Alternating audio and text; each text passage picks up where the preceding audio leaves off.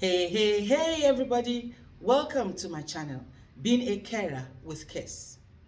Normally, I would not put my business up on YouTube or any platform for that matter. But I needed to do this because of the recent happenings. And of course, before doing this video, I had to, obtain permission, from my husband. Because what I'm about to say or share with you in this video, most of my family members, even friends, don't even know about it. But there's need for me to share at this time because of what is going on.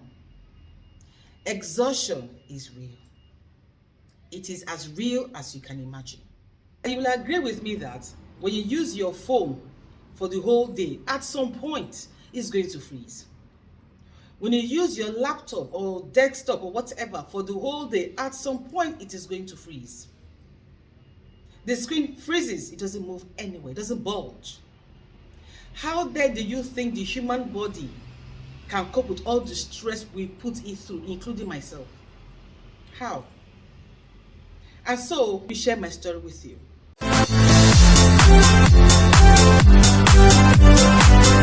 My name is Kesienaakwaraatie, a health and social care trainer.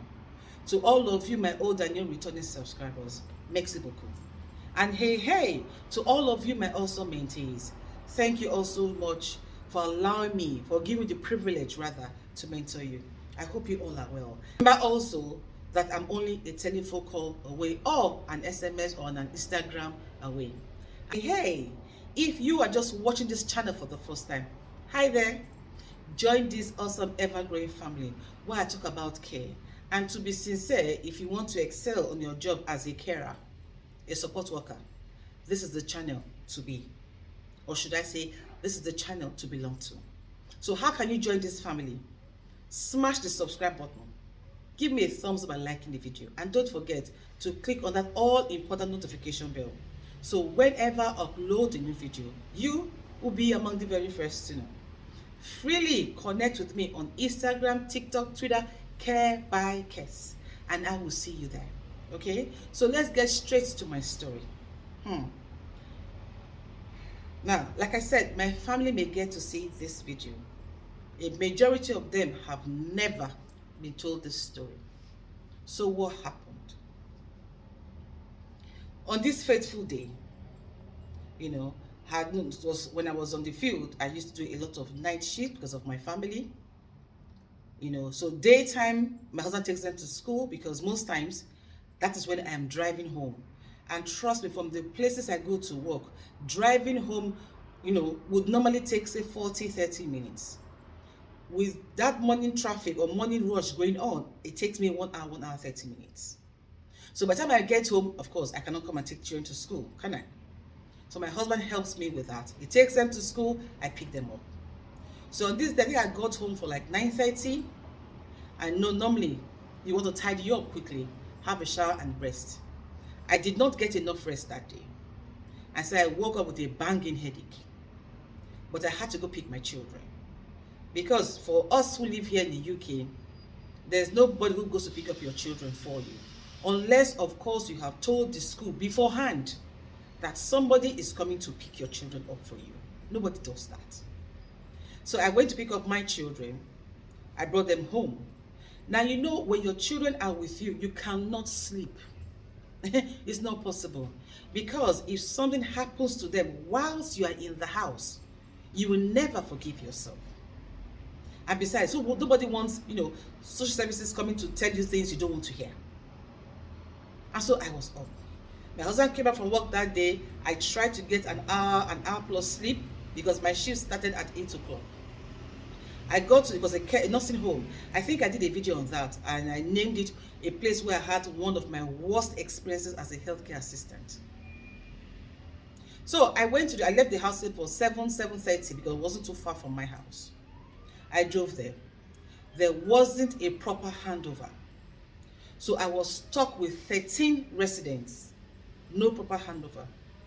I had to look for everything where everything was myself. So thankfully, the shift ended. And again, of course, you have a 13 residents, so it's a working night. There is no time to sleep. So the morning came. I handed over and I got into my car.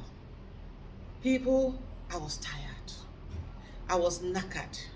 My whole body ached. But I needed to drive and go home. Now you're looking at 8 o'clock in the morning. Of course, the traffic is still on. So I got into my car, I was driving, and there was a bit of a traffic. So I said to myself, let me just, close my eyes a little bit. You know how the arms of sleep pull you? I mean, literally pull you. You're like, oh, let me just close my eyes. That was the exact same thing I felt. Let me just close my eyes. Meanwhile, my feet was on the what? My foot rather was on the brake. Now I closed my eyes. I closed my eyes. And the next thing I discovered, thank God for good reflexes. I discovered the car was moving. And I quickly slammed on the brakes. People, my dear brothers and sisters, that might have been, maybe being a carer with Kes would never have surfaced. You would never have seen my face. Now, what place my mind went to was my children. I know what it is to lose a mother when you are young.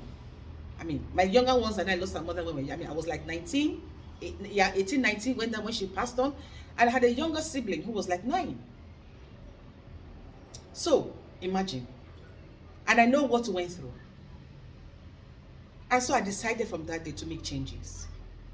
So when I leave a shift and I am tired, 2 things I could do.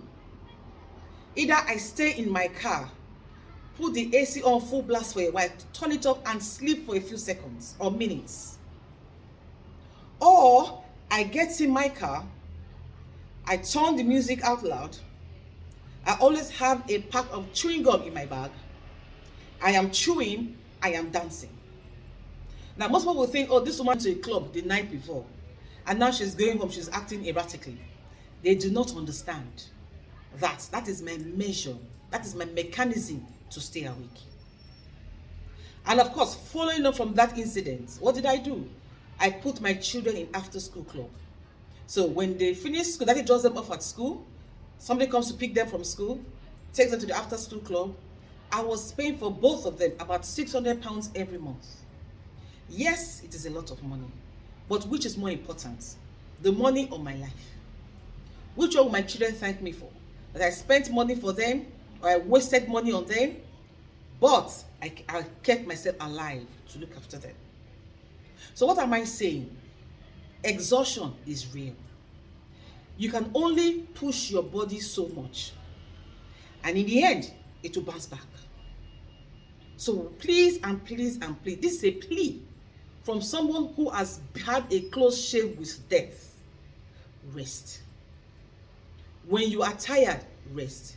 When your body says, I've had enough, please rest. Because when you go, there's no coming back. Except a miracle happens. So please, let's learn. This happened to me, not somebody else. Let's learn. Until I see my next video, always remember, never forget that no matter what the matter is, you matter so much more. Over.